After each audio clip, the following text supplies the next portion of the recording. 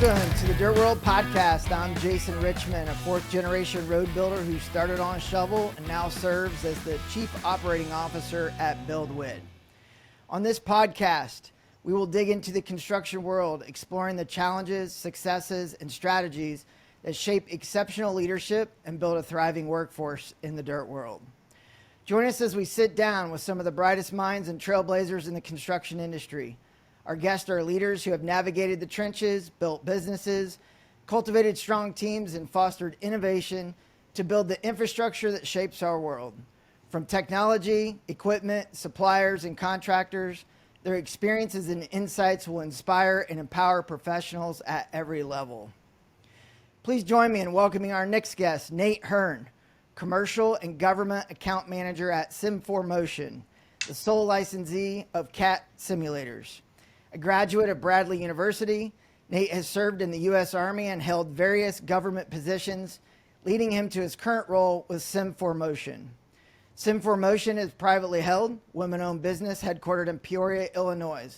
Founded in 2009, Simformotion specializes in training technologies for industries such as construction, mining, forestry, and agriculture, with sales worldwide. Simformotion is passionate about helping organizations succeed. They provide effective, safe, engaging training technologies and programs to help develop skilled operators today to meet the workforce demands of tomorrow. Nate, welcome to the Dirt World Podcast. Good morning, Jason. Thanks for having me, man. Hey, good morning. Where are you calling in from today? Right outside of Peoria, Illinois, out here in the country in Mapleton, Illinois. Very good, very good.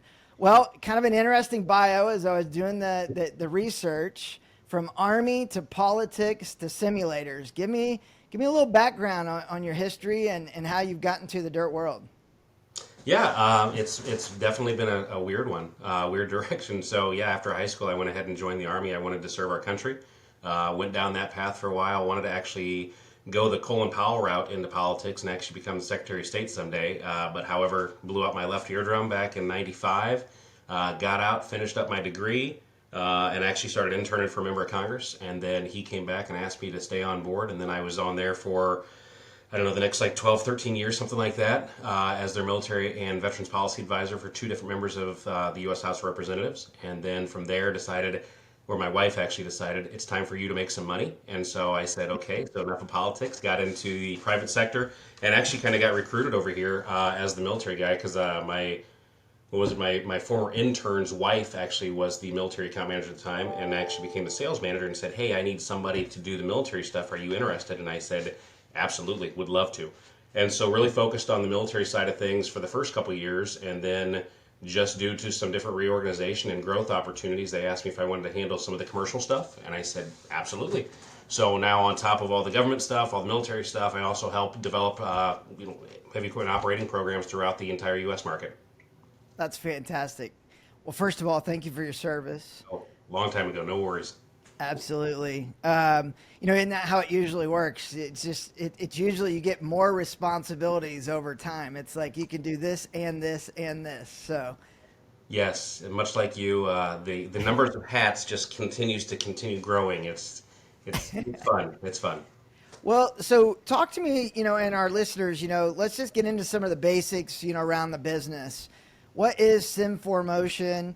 How did you become the sole licensee of CAT simulators, and what does that even mean? Yeah, so actually taking it kind of the Wayback Machine, our company was actually founded by a gentleman named Ken Fletterer back in 1990. By 92, our two women owners actually came on board, Laura and Renee. We started working very closely with Caterpillar at that point, doing all kinds of different like database management stuff and website design and all this kind of stuff. So we had a pretty good relationship with Caterpillar at that time anyway. And then in about 2007, 2008, something along those lines, Caterpillar was introducing the new M-Series motor grader. And it took all of the different levers and the steering wheel and all that into two different joysticks. And so they wanted it to more of a marketing ploy, and basically to get out there to the dealerships to show the customers, hey, this is what we're going to do. This is how we're going to start training folks on this weird little apparatus. And it was kind of that light bulb moment of, wait a second, if we could do this for this one, we could probably do this for a lot of different machines. And so, yeah, we actually partnered with Caterpillar on that. Fast forward to 2023, We are now on our fourth iteration of simulators, and we're training folks, like you mentioned earlier, in the construction world, the mining world, forestry side. Through our sister organization, CSE Software, we're also doing a lot of ag work. I mean, pretty much anything that you can kind of figure out the need for training on a simulator, we try to bring it underneath of our umbrella to help the world basically go ahead and learn in a safe as well as effective manner on how to actually operate machines without having to worry about getting up into that iron right away. Yeah, really interesting. It's interesting that one of the first projects was on a motor grader. As a fourth generation road builder, my dad was in the field, was an operator for several years before becoming a general superintendent in heavy civil construction. And the motor grader was his piece of equipment. Like everybody's kind of got like their piece of equipment, and then Right. they can do everything else, or they've got the potential skills there. But dad was on a motor grader, and when I was a kid growing up, I can remember going to work when you used to be able to get by with that as a kid. You could on Saturday, you could go to work with dad and watch him work or, whatever. And I used to tell everybody that he played the piano because it was with the steering wheel and all the levers and, watching him, run that. And it was funny because backing up and hearing him shift through those gears was just always so cool to me. It was like awesome. So I don't know. Very different from a simulator, but you just brought back some really good memories when you said motor grader. Made me get kind of excited. So Well, God speaking, bless you, motor grader operators, man. That is the one machine that, I mean, that's why it's the highest paid machine, or, operating skill set out there because, man, that is a tough machine. And then you bring it into a simulator. It really helps with learning how to operate it, but that is just one, my little peon brain cannot handle that motor grader. So God bless you guys that can run it. and when you think about, just the roadways and the parking lots and the use of the motor grader, just, one of the most significant machines out there for sure. Speaking of machines, we've talked about the motor grader. I'm sure that there are several machines that are out there. What all machines do you guys have that people can train on? Yeah, so in the construction side of things, our most popular machines are going to be our excavator as well as our dozer, and then we start to move into some of our other products with the, articulated dump truck, the small wheel loader, the motor grader, the backhoe. We've got a compact track loader, otherwise known in the dirt world as a skid steer, and then we're also, in the mining sector, like we said earlier. So we've got, large loaders, large dozers in a coal pile environment as well as in rock quarries, hydraulic mining shovels, underground load haul dumps. So lots of different machines there, and then on the forestry side of things, yeah, we're touching on like the track feller buncher as well as even the FM log loader. So covered a lot of different machines across a wide breadth of the industry market out there. Yeah, you can tell you've been doing this for a while. It just rolls off your tongue. I mean, I'd have to write down a list and read it in order to cover all of those things, but obviously you're well versed. To be totally honest with you, it's a little overwhelming, to kind of hear all of those machines and to think about, like, if I'm a customer out there or a potential that's interested in simulators, like, do you buy one unit and it has all of those things available, or do you have to buy a unit for each of those machines, or where do you start? Do you start with the most needed position in your organization? Like, what's that process look like from a, if I'm a potential customer or potential user that's out there, where do we even start, with all of those potential machines that are out there? What's that pathway? Yeah, so a few years ago, and I mentioned a few minutes ago, actually, we're on our fourth iteration of simulators. So back in the old days, the simulator would be a standalone system, right? So you'd have an excavator, you'd have a dozer, you'd have a grader, whatever the case may be. What we did a few years back is we actually introduced what we call a universal base chassis. And so that universal base chassis from the ground level up, it allows for what we call the mobility kit, which allows for you to move that simulator around from room to room into trailers, whatever the case may be. On top of that's the motion platform, which is a 3 degrees of freedom movement system. Basically allows for that up, down, left, right, forward, back movements. And then the chassis itself. So on the chassis, one of the biggest things about us that kind of sets us apart from everybody else out there is we actually only strictly utilize the Caterpillar OEM equipment.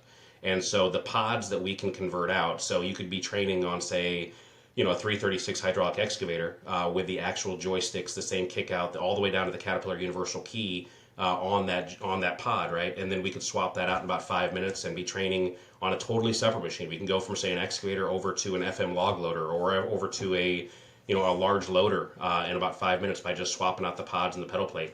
The best thing about what we offer, though, too, is the fact that we're training individuals on that muscle memory side of things, what every single button, switch, knob does. So when those operators transition from the simulator out to the iron, it's a direct transference of skills because they know at that point, hey, if I move my left hand off that joystick on the excavator, over and to the left and forward about 6 inches, there's my kickout switch. Or knowing where your parking brakes are at, all that kind of stuff. So it really helps train these folks on the proper utilization of the machine, but also eliminating a lot of that operator anxiety before they get up and climb 10 feet up in the air into a big machine. That you need to make sure that when they get in that cab, they look around and it's the exact same buttons they've been training on in their classroom setting. So I'm hearing a little bit of like, if I could decipher that, I'm hearing like it's really about kind of muscle memory, overcoming anxiety, feeling comfortable, in the cab, so that transition from simulator to cab, yeah, there's definitely some major differences, but from an experience standpoint of knowing where things are at, it really sharpens that learning curve, which increases, productivity and efficiency, in the cab. Talk to me a little bit about muscle memory and how that works. Yeah, one of the biggest things, though, to think about, too, is the fact that, I know this is still a simulator. This simulator is not moving Earth, so there is going to be that anxiety of getting up into that machine for that very first time. I kind of live and die by kind of what we call the 80-20 rule. 100% of the training right now is done pretty much exclusively inside the cab of a piece of iron, right? So you've either got a guy standing on the tracks, maybe you've got a buddy seat, most of the time you're on a radio or on a bullhorn or whatever, but now I'm able to take about 80% of that training, put it into the simulator itself, teach you things like the machine walk around, teach you things like control familiarization. Each one of our simulators, we built in control similarity across that machine family. So for instance, I mentioned earlier the 336 excavator. Well, I'm going to be able to teach you on a 301 to 330s all the way up to 390 in the mining excavators because it's the same type of theory and methodology and the kinesthetic movements behind how to use your left and right hand at the same time. But then when that 20% of that, that training, you've got to transition out there to that piece of iron to make sure that transference of skills is spot on. Love it. So I'm going to ask a question potentially that's out there on people's minds. The partnership with CAT, if somebody trains on your equipment and then they get out to the field and they're running a different brand, what's that transition like? How does that work? Talk to me a little bit about that. Yeah, so on a couple of our machines, like the skid steer as well as even on the excavator, we actually have the ability to go ahead and switch over the control pattern. So we can actually train you on the SAE control pattern the Caterpillar way, or we could go ahead and just through a couple of clicks, basically, just like on your machines, switch it over to the VHL control pattern. I have not run across a machine anywhere in the world that actually has a different control pattern. I'm sure there's some weird combination out there somewhere. But yeah, if I'm able to train you on basically the leader in heavy equipment, which is Caterpillar. We in our simulators, we build in a lot of the stuff that goes behind that, working with subject matter experts, working with the engineers, making sure that everything is the closest thing possible to the actual piece of iron before you actually get out there.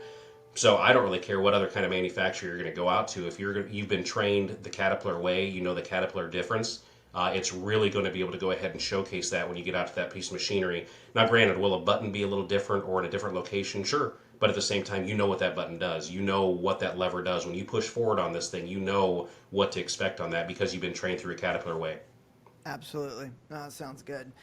Talk to me a little bit, I was looking on the website. Talk to me a little bit about SimScholars and your curriculum and how that works, as you guys are working with more and more high schools and more contractors across the country.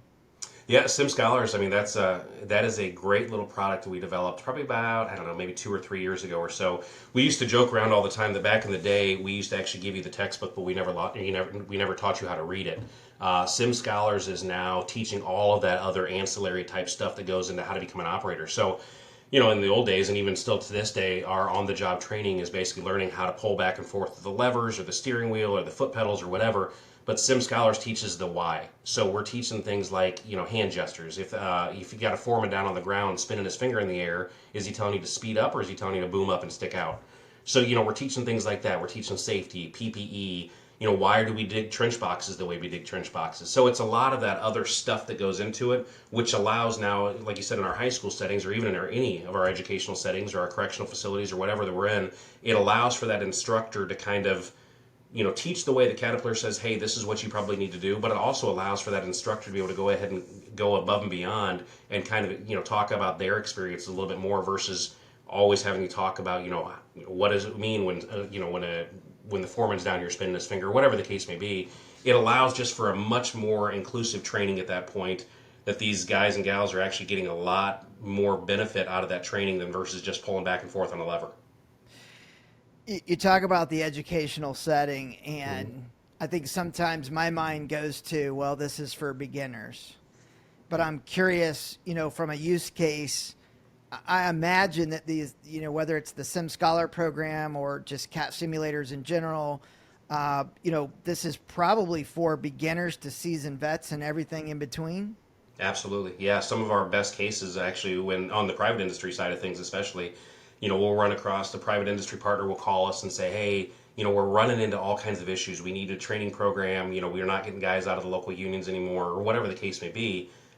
We're able to actually get in there and actually help kind of cross-train these guys and these experienced operators that have learned probably a lot of bad skills over the years, and they've learned what to do with that machine in spite of themselves, really. And now I'm able to get in there and teach them to work smarter, not harder, by teaching them things like detent kickout switches, what we do on that, how do we go ahead and set those versus having to pull back and forth the lever all the time.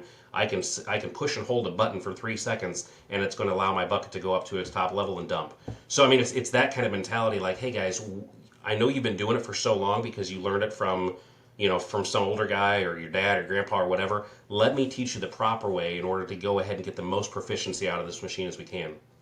Very good, very good. At BuildWit, we talk a lot about the people life cycle, and it's about attracting the next generation, the hiring, training, and then retention through engagement. So as you think about that people life cycle, I just start thinking about organizations that are utilizing CAT simulators. I can only imagine that if they're using them, that it's helping them as an organization attract, hire, train, and engage that workforce.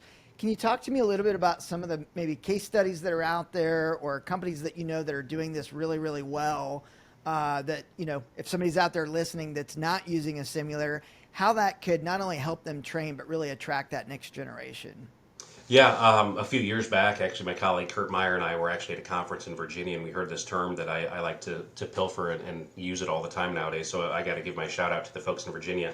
But right now we're in the middle of basically what's called a silver tsunami. And that tagline more or less is a lot of the guys that are starting to get a little bit grayer up top are getting out of the workforce. And like you said, I mean, we don't have a lot of people backfilling these roles. I will say that over the last probably 2 or 3 years, maybe it's because of the pandemic or what have you, a lot of these folks have realized maybe college isn't right for me. Maybe I want to go ahead and get out there and get into the world and actually start working a little bit. Heavy equipment operations, according to buildyourfuture.org, so byf.org, heavy equipment operators, there's 825,961 openings right now. And that's huge. That's across the country. So my job is to get out there and help these folks actually get out there and get training on this stuff. So, when you talk about the benefits of the simulators, a lot of our private industry folks will not only bring their training in-house, but they're going out to job fairs. They're making these things mobile by taking them to a high school or to a career fair to say, hey, kids, look, it looks fun. It is fun. Hop in here. But at the same time, this is a serious training apparatus. And so we're getting that future, workforce really in that pipeline to say, you know what, maybe college isn't right for me. Maybe I don't want to go off to the military.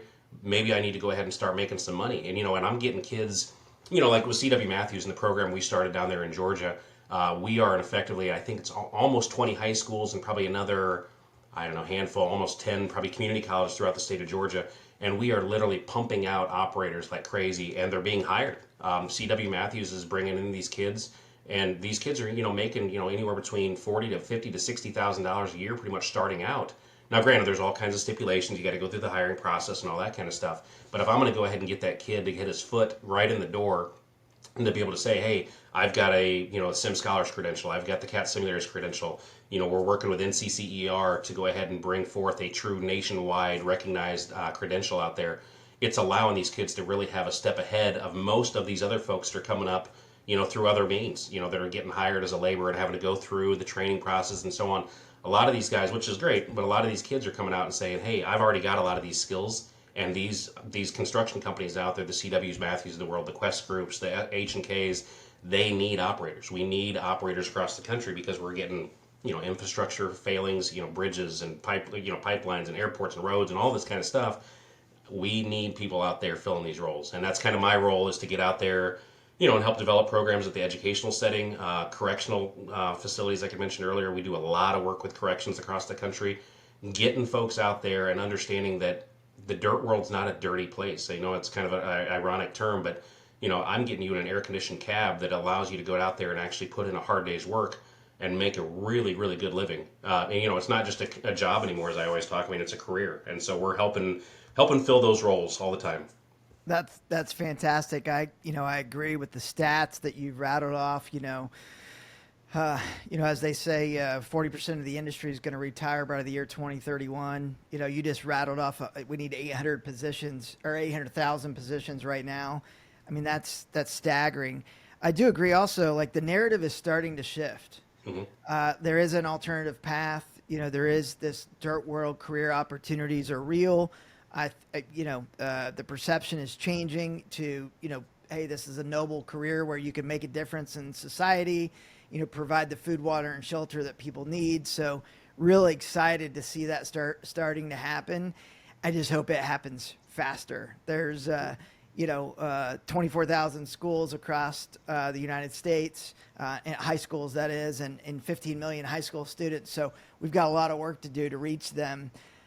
Speaking of, if someone was interested, in obtaining a simulator, like, what's the process?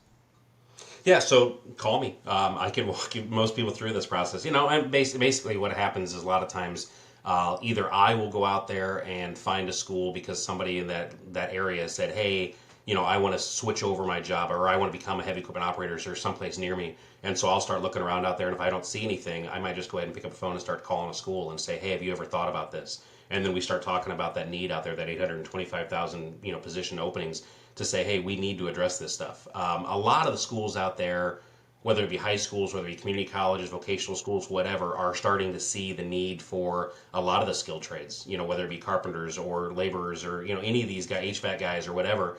And so they're starting to get out there and actually going after, those monies out there. There's all kinds of grant funding out there, whether it be state, whether it be federal, whether it be private foundational monies, whatever the case may be, because that workforce development is such a key word nowadays that everybody's trying to filter and figure out how to go ahead and get these people into the job market.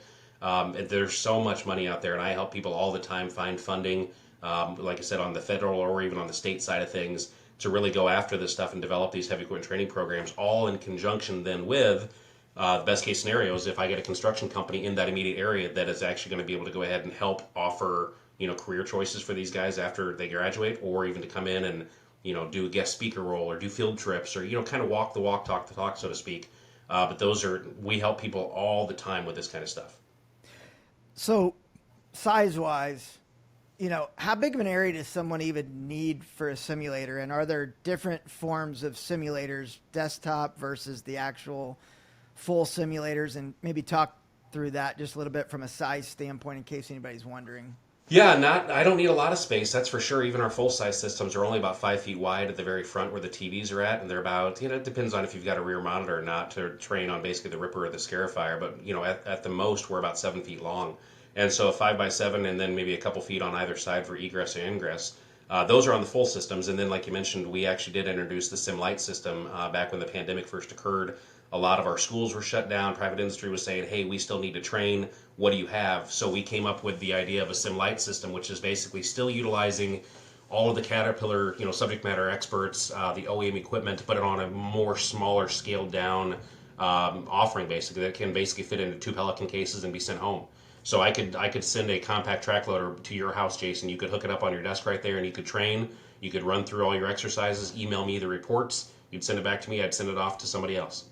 And so it's pretty cool that we're able to offer that up nowadays and not just have that huge, that 5x7, but now it's something that can literally fit right here on your tabletop in front of you. Absolutely. Talk to me a little bit about implementation. Across the board, not everybody has a training person or somebody who's dedicated for high schools, maybe operating with thin resources. So, they buy one of these things and then what? Like what does the implementation look like? Do they need to have a dedicated resource? Do they need to put somebody in charge of the training program, even if it's a general superintendent or a superintendent? What are you seeing from a use case? How does this work best when implemented?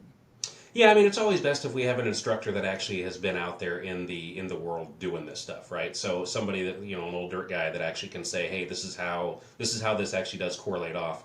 However, I will say though, with the implementation of SimScholars as well as just the on-screen instructional prompts, I've got a lot of schools that they consider this to be a piece of IT or internet technology stuff, and it's a computer on steroids, basically, right? So our train the trainer service that we basically send out one of our guys to go ahead and do the full installation and then the training on the hardware, the software, the reporting tool, the curriculum, all that kind of stuff. We include that in there as well in that price. And so we'll send our guys out there. We've got a staff of like 4 or 5 guys basically that do nothing but go out and help customers develop these programs. And so, you give me somebody that can actually operate a computer and I can actually train them up enough to be able to go ahead and be a pretty good instructor when it comes to this. But like I said, at the end of the day, if I can get somebody in there that actually has got that experience, that's even better, but I don't necessarily need that person though either. Very good. So as I was doing my reading, I saw some information about VR. Mm-hmm. Talk to me a little bit about where you guys are with VR. Are people starting to utilize it? Are we at the early stages? Is it maturing? Like, what are you thinking about when it comes to VR? Yeah, we integrated virtual reality into quite a few of our simulators over the last few years. VR allows for, we kind of talk about like the beginner level training, like you mentioned, then we've got more of an advanced style, like a level 2 training. That VR really even steps it up to the next level because at that point, then we put you fully in the cab of that machine. So you've got 180 degrees instantaneous field of view. You could turn around and look over your left shoulder, your right shoulder. It really allows for these operators to truly feel like they're actually in that machine without actually having to climb up in that machine. And so it is still pretty early. There's still some things that the VR folks are still trying to fix some of the kinks in the system and so on. But at the same time, it does allow for us to really get much more of a fully engaged, fully immersed type training at that point. In addition to the VR side of things, I'm really excited more about almost the augmented reality side. And augmented reality is basically where you and I would just put on a pair of glasses like you both have on that's got a little computer in there, and we could actually by just expanding our fingers like we do on our phones all the time, we could actually have like a D11 right in front of our faces. We could open up an engine compartment door and actually move hoses and lines out of the way to look around and see, look at that oil filter in there or whatever the case may be. I mean, technology is getting crazy out there to the point where we can actually basically simulate a real actual machine and put it right inside that classroom that you can operate it day or night, regardless of weather conditions, whatever the case may be, in a fully safe environment as well. And that's what ultimately that's our key is to make sure that everybody goes home safely at night, right? Even in your side of the house. So I've got to be able to simulate that also. And that VR, man, that has really stepped up that training a lot. Very good. Well, before we transition into talking a little bit about leadership and workforce development, is there anything about Simformotion or CAS simulators or the Scholar program that you want to talk about before we move on to the next subject? Is there anything I haven't asked you about that you're like, man, I wish we would have talked about this? I can talk about our company all day long, but I won't do that. But no, I'm really passionate about what we're doing over here on this side. I mean, from the military stuff we're doing to, like I said, correctional folks to high school students. I mean, we're really changing the way that training is really brought forth, and we're really addressing that shortage out there. We're pretty excited the fact that over the last couple of years, my colleague Kurt and I have probably developed over a couple hundred different programs across the country, and we're just really hitting that number. I mean, that number was over 1 million not that long ago. We've seen it drop down as low as 600,000, but now it's back up over 800,000. So there's a lot of work that still needs to be done. And I think that, with our friends over at Caterpillar and with folks like yourself at BuildWit, I think we're really, really hitting the nail on the head, so to speak, and getting out there and getting in front of people and making the world know that being an operator is not like I said earlier, not a dirty thing. It's actually a cool job to have. And you don't have to worry about having a couple $100,000 of student loans to pay back. You could be making a couple $100,000 in a few years, without having to worry about all the other stuff. So we're just really passionate about what we do, really like what we do, and are really, really, excited to partner with folks like you guys, like with BuildWit and the Dirt World, to actually bring forth all of these different opportunities for folks. Absolutely. That sounds great. I did think of one other question. Gamification. When I think about a simulator, it almost makes me think of like playing arcade games Sure. or games. Is there stats and scoring and leaderboards and things of that nature that come along with it? Absolutely. What would be a simulator if you didn't have some kind of a way to go ahead and rate how well you did versus me? So yeah, so I mean, we bring all kinds of different reports into it. We're tracking things like execution time, fuel burn, productivity, safety, maintenance, all kinds of different stuff, and then actually reporting it in a way that is really really visually aesthetic to visually appealing basically to the customers because they want to see the bar graphs and the charts and all that kind of cool stuff. As well as we did even implement over this last phase of what we call SIMU Campus, which is our records tracking system, that ability to actually kind of rank these people. And so, especially on the military side of things, us military guys, we love to try to beat the other the guys out. And so, even at the high school setting, if you can be number one and someone is gunning for you at all times, it's pretty cool to watch these people try to outdo each other just to see who can become the better operator. Very good. All right, talking a little bit about leadership. We believe that leadership and workforce development. We've got to unite the industry around those two topics in order to create a place that people want to be. You got to take care of your existing workforce, and you've got to attract that next generation workforce. So, as we talk about leadership, like what does leadership mean to you, and what are some of the attributes that you think of or characteristics that you think of for some of the greatest leaders out there, hoping to stimulate our listeners to thinking about, where do I sit with that? How do I act? What are my communications, et cetera. So talk to me a little bit about leadership and your thoughts and ideas around it. Yeah. I mean, I look at good, effective leaders are the guys that are willing, guys and gals that are willing to get down there in the mix with you. I truly believe that a good leader is somebody who's going to go ahead and lead by example, who's done it, who will have no problem, even if they did it 5, 10, 20, 30 years ago, they have no problem in jumping back down into the trenches, so to speak, and getting there, getting their hands dirty, taking their suit and tie off and actually getting out there and operating machines. Those are some of the best ones, the guys that can actually walk the walk and talk the talk. I think I've said that 3 or 4 times now. I really want people out there that can inspire folks. And looking at inspirational type messages that people can sit out there and say, look, I started exactly where you are and look where I'm at now. And it's all about leading by example, really. And I think that some of the best customers we work with, I'll give a shout out again to C.W. Matthews, my buddy Jeremy Whitaker down there. Jeremy's an effective leader. He inspires people to want to do better and to be better. And I think that's probably because his Christian background, but at the same time with his educational background as a teacher, he knows how to push buttons on people to get them wanting to do better. And I think that's, ultimately at the end of the day, I mean, that's what we all need to strive to be, is to be a better, form of who we were yesterday. And I think by, having leaders out there and bosses out there that can actually say, and bring these people up and pump them up, so to speak, I think that's the best type of leadership out there. It's somebody who's not going to hold anybody down and to really want to grow their people, so to speak. That's really good. I know Jeremy's story because I've been following along for some time, but to a lot of our listeners, they may be going, who is this Jeremy Whitaker guy? I've heard C.W. Matthews. So you've got a little bit more context and background. Could you talk about, you said he was a teacher. Mm-hmm. He was hired by C.W. Matthews. What has he done as a leader to implement the program at C.W. Matthews, and what kind of successes he having? That case study for leadership could be really impactful to a lot of people that are listening. So if you could share a little bit more about what you know about him, that might be a really cool story. Yeah, Jeremy's probably going to kill me. He's a pretty humble dude, so he's going to be like, really, Nate? Sorry. You talked about me the whole time? No, I think what he's done down there, it's really cool. I mean, back with CW, I started working with a guy named Jeff there years ago, and I got a simulator down there, got the program going, and then really didn't hear anything else for a while then. And then all of a sudden, this tall, bald, glasses-wearing dude named Jeremy called and said, hey, I'm the new trainer down here, and we need to talk more about this stuff. And so we really leaned on him and the way that he was able to go ahead and kind of start teaching and training their operators. And then it was always kind of that what's next mentality of, never, sitting there and being comfortable in the status quo and always pushing the boundaries to say, what more can we do? And then with, like I said, the implementation of SimScholars, Jeremy worked very closely hand in hand with one of my former colleagues, Anna, to really bring forth that SimScholars curriculum to say, this is what industry needs, this is how Caterpillar is going to do it, but this is the real world stuff of how we need to train operators to be better.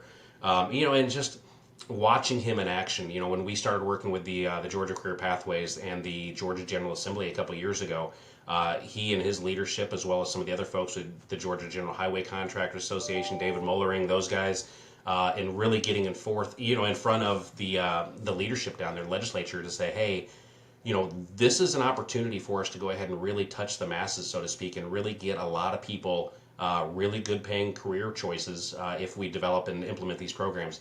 And watching Jeremy kind of take the bull by the horn, so to speak, and run with this thing.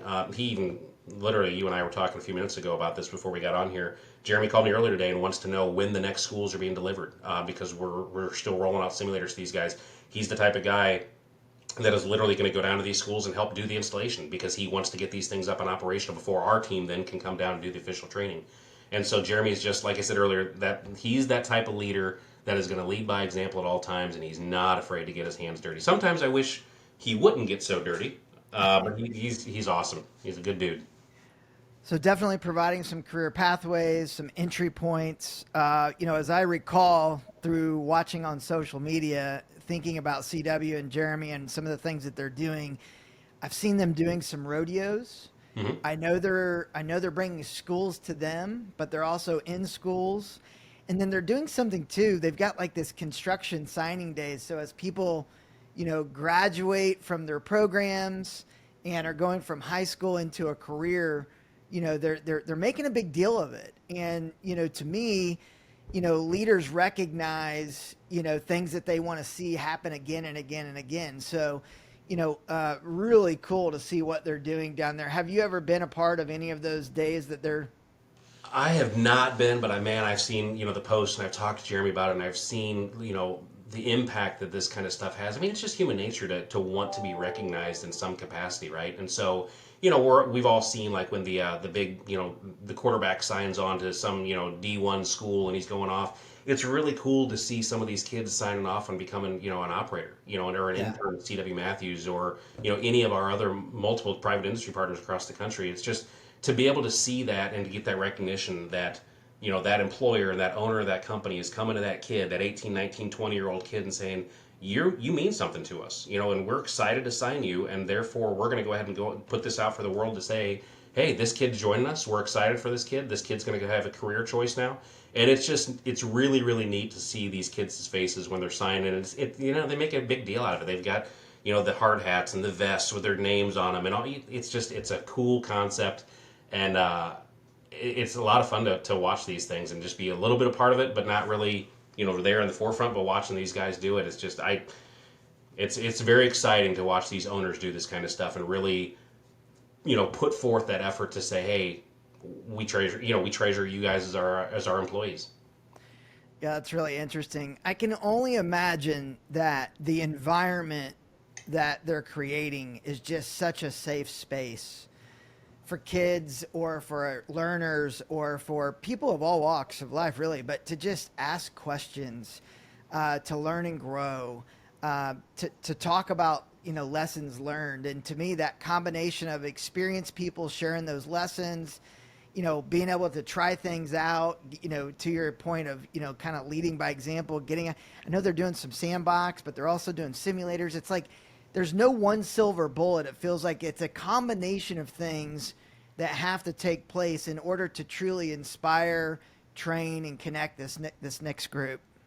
Absolutely. I mean, and you got to keep it exciting, right? I mean, one person might be really good on the SimScholars curriculum online and reading stuff and taking tests, whereas the next kid's really good at pulling his hands back and forth on the joysticks.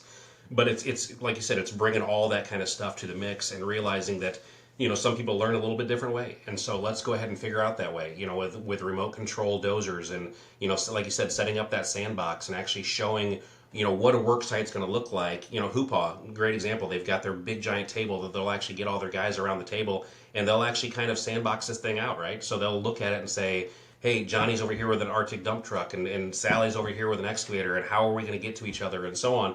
It's really cool to see them, for lack of a better term, playing with little toy games from when we were kids, but now they're massive machines. And so it's just neat to watch all the different levels of education and training all coming together as one. Very cool. Okay, I'm curious. Do you ever jump in a simulator? Not as much as I was. You can tell now. I'm sitting here in my home office, but not as much as I used to. But boy, I used to operate those things. When I first got hired on back in 15, I did nothing but for 40 hours. I actually had to go on every single one of our simulators and actually pass every single exercise. And from a guy who's just a dumb army guy who then got involved in politics, I was not an operator. But now, since then, I love operating skid steers and excavators all the time in my private life as well. Really cool. Do the trainers that are out there, the companies that you're working with, do they get in the seat? Oh, absolutely. Oh, yeah, absolutely, all the time. Yeah, and our trainers, two of our trainers actually came from, well, one came from private industry, one came from the military, and these guys were operators back then as well. So it's really kind of cool to be able to kind of show these guys that are out there in the world, the private industry folks, to say, I don't really necessarily believe this or whatever, but if I can get one of my trainers in that seat and actually show them what they're capable of doing, it's pretty remarkable watching Tyler and Troy really get out there. And then you got Donnie and Dexter, who are just more on they understand the simulator much better, and so they're more on the IT side of things, if you will, and actually trying to take those four guys and put them in put their experience, their knowledge together. It really helps those private industry guys realize that, yeah, this is a toy, but it's a serious training apparatus. It's a computer on steroids, and man, is it revolutionizing how we're training people.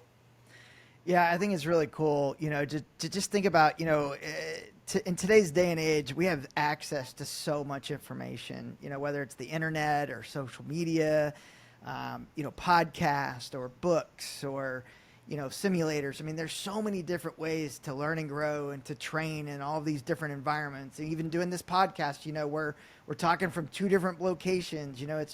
It's so amazing to see where technology is really, evolving and taking us. So really excited about, leveraging all of these things, right? So we talked about this earlier, or at least I said it, like there's no silver bullet. It's a combination of things. I guess as we start to come to a close, my question for you is, for the dirt world, like what are you most excited about for this next generation workforce, as we start to think about what the future holds? Yeah, I think it's really just the fact that we're getting so many of these young people jazzed up about a career in this world. We're getting so many kids that are 18, 19, 20 years old coming out of high school that already have a knowledge base. These kids, I call them kids because I'm, old. But I mean, these kids nowadays, man, these guys are going to be the next, generation of the owner-operators out there. These guys are going to be the ones that are fixing your roads and rebuilding your bridges and building your towers and all this kind of stuff. And it's just cool. Everybody... Back in the old days, at least, everybody did things with their hands, and then we got away from that, and now we're starting to get back to that. And again, it's, as a father of a 17-year-old daughter, I keep telling her, hey, getting into the skilled trades ain't a bad deal, but actually getting out there and actually using your hands to see kind of the fruits of your labor, there's nothing better than when you're driving around or something, and you could point over to a building and say, hey, I built that thing, and watching your kids go, first off, they're like, I don't care, but then in the back of their mind, they're probably thinking, that's kind of cool, Dad. So, I mean, it's just neat to see this next generation of the workforce coming up. I mean, I think America has always been able to go ahead and kind of conquer any kind of ill will that it's facing or any kind of hardships we're facing. And I think we're right there right now, not to get political, but at the same time, it's cool to see the fact that, even though we have this huge worker shortage coming up, young people of America are starting to address it, and it takes leaders out there to focus on that. The guys at CW, the guys at Hoopaw, the guy, all over the place to say, we need the next generation. Now, is it selfish? Kind of, but at the same time, it's also saying, hey, we need folks here to do this kind of stuff. And it's just so cool to see these young people get excited about doing stuff like this and getting out there and using their hands again and doing something that we all love. Well said, Nate. Man, thank you for joining us on the Dirt World podcast. We are grateful for Simformotion's support at the Area Dirt World Summit and all you're doing to make the Dirt World a better place. You can find Nate and Simformotion on LinkedIn, YouTube, and their website. It's simformotion.com. That's SIMFORMOTION.com. To learn more about BuildWit and for insights into leadership and workforce development, you can visit our website at buildwit.com. Thanks for joining us. And until next time, keep leading in the dirt world, building people, projects, and communities. Nate, thanks so much for being on the Dirt World podcast. Thanks, Jason. Look forward to talking to you again soon.